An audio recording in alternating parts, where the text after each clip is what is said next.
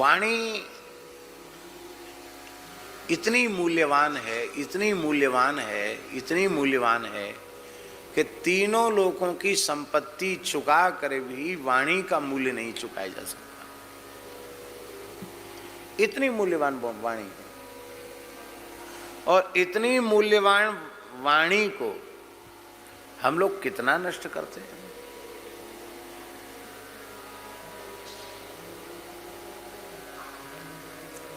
वाणी की यथार्थ में वाणी की पूरी महिमा समझ में आ जाए तो व्यक्ति मौन हो जाएगा। बोले क्या बोले, मौन हो जाएगा। वाणी की महिमा ही समझ में नहीं आई। हमको कभी कभी अवसर मिलता है, नवरात्रि का अवसर है और कहीं कथा भी कहनी है, और नवरात्रि है तो कुछ अपना साधन भी करना है, तो फिर क्या उपाय है?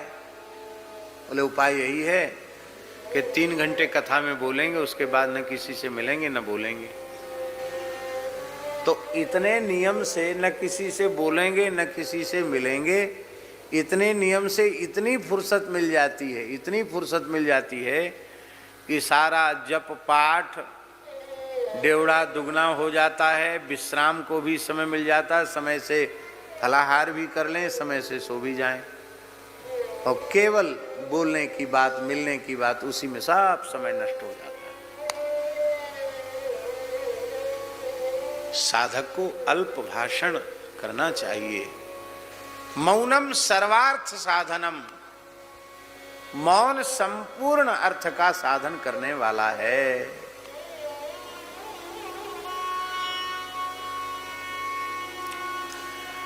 प्राचीन परंपरा जो थी उपदेश की,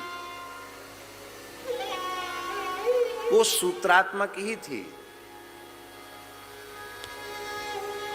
इसलिए हमारे यहाँ नारद भक्ति सूत्र, पातंजलि योग सूत्र, ब्रह्म सूत्र, व्याकरण भी महर्षि पाणिनि के सूत्र, उसके भी मूल 14 सूत्र,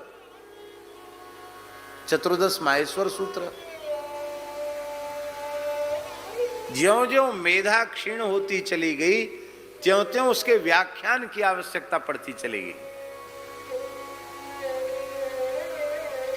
आरंभ में तो सूत्रात्मक भी उपदेश नहीं था, एक अक्षर बोल दिया उपदेश मिल गया। देवता ब्रह्मा जी के पास गए, बोले मुझे उपदेश दीजिए। ब्रह्मा जी को वाणी का महत्व मालूम है। ब्रह्मा जी बोले द इति।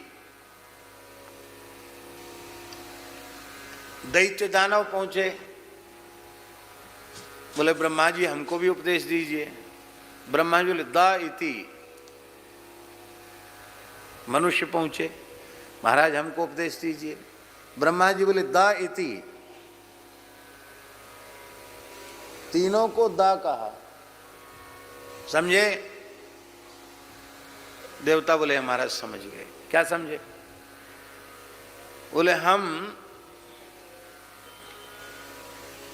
भोगी प्रकृति के हैं, पुण्य का भोग स्वर्ग में करते हैं, ज्यादा भोग करते हैं, पुण्य क्षीण हो जाते हैं, फिर हमको नीचे गिरना पड़ता है और दैत्यों से पराजित होना पड़ता भोग के कारण। इसलिए आपने हमको सलाह दी है कि द माने इंद्रियों का दमन करो। हम बिल्कुल ठीक समझे।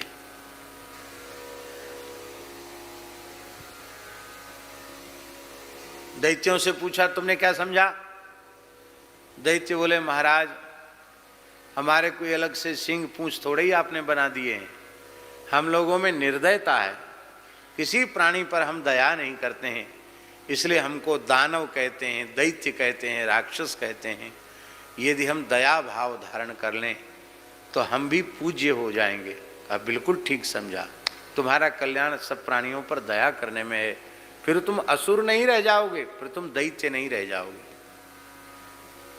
मनुष्यों से पूछा तुमने क्या समझा? मनुष्यों ने कहा महाराज हमने यही समझा कि मनुष्य यह जानता है कि सब कुछ नष्ट हो जाने वाला है, फूड़ी कौड़ी भी साथ जाने वाली नहीं है।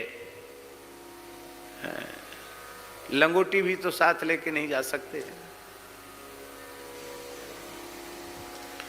फिर भी मनुष्य दिनों रात भोगों के संग्रह में, संपत्ति के संग्रह में लगा हुआ है।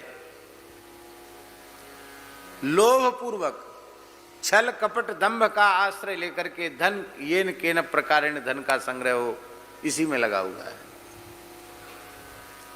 तो आपने हमसे कहा कि भोग मत करो, दान करो।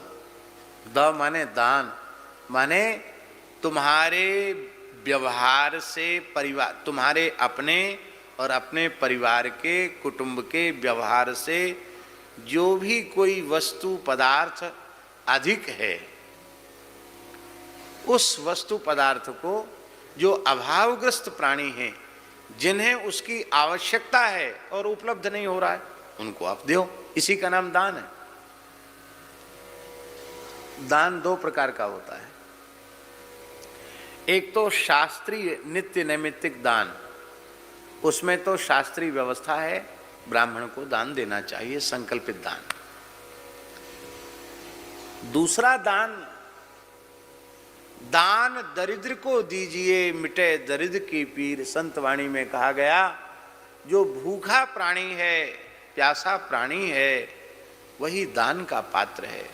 वस्त्रहीन व्यक्ति किसी जाति का हो, ठिठुर रहा है ठंड से, वो वस्त्र का पात्र है। रोगी का कोई संप्रदाय होता है? रोगी की कोई जाति होती है क्या?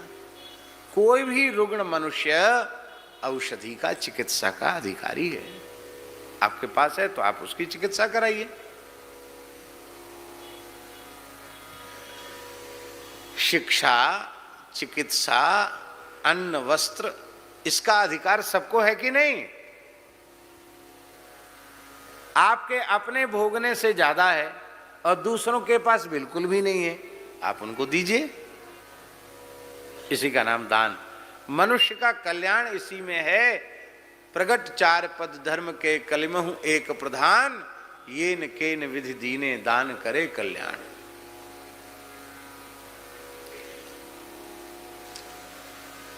दूसरी बात यह है कि वैदिक हिंदू सनातन संस्कृति का जो मूल है वह वेद लक्षणा भारतीय देसी गाय है। क्योंकि गाय केवल मनुष्यों का पोषण नहीं करती है, देवताओं का पोषण भी करती है, ऋषियों का पोषण भी करती है। और केवल देवता, मनुष्य, ऋषि इनका ही पोषण नहीं करती है, संपूर्ण प्रकृति का पोषण करती है, संपूर्ण पर्यावरण का पोषण करती है। स्वयं धरित्री है, वो धारण करने वाली है। इसलिए धरती माता का जो आधिदैविक स्वरूप है वह गाय का ही है। इसलिए गाय और पृथ्वी में अभेद है। जैसे धरती ने सबको धारण कर रखा है, ऐसे ही गो माता ने सबको धारण कर रखा है। गाय न होती तो ये सृष्टि न होती। इसलिए गो सेवा करना ये धर्म है। हमारे महाराज जी कहते थे, भक्तमाली जी महाराज जी कहते थे, पंडित जी, और सब कार्य अपनी सामर्थ्य के अनुसार करने चाहिए, पर गो सेवा सामर्थ्य से अधिक करनी चाहिए। महाराज, और सब काम अपनी सामर्थ्य से करो, गो सेवा सामर्थ्य से अधिक करो। तो पहले उपदेश की पद्धति सूत्रात्मक थी। हम तो केवल इतना निवेदन कर रहे हैं कि पहले उपदेश की पद्धति सूत्रात्मक थी। क्यों थी? क्योंकि उन आचार्यों को वाणी का मूल्य मालूम था, इसलिए वे ज्यादा से ज्यादा मौन रहते थे। इसलिए एक विशेष लक्षण है साधक का अल्प भाषण। अल्प भाषण का अर्थ ये नहीं है कि अपने से बड़े कुछ पूछें तो कुछ बोलना नहीं, अपने से बड़े पूछें तो उत्तर देना, जरूर उत्तर देना चाहिए। नहीं उत्तर देंगे तो अवज्ञा होगी, उत्तर देना चाहिए। व्यर्थ में जो बात करने का कोई मतलब नहीं है, ऐसी बातें नहीं करना। बहुत से लोग मौनी तो हो जाते हैं, पर जवान से जितना बोलते उससे ज्यादा लिखते हैं वो। अरे भाई, फिर मौन होने का क्या मतलब है?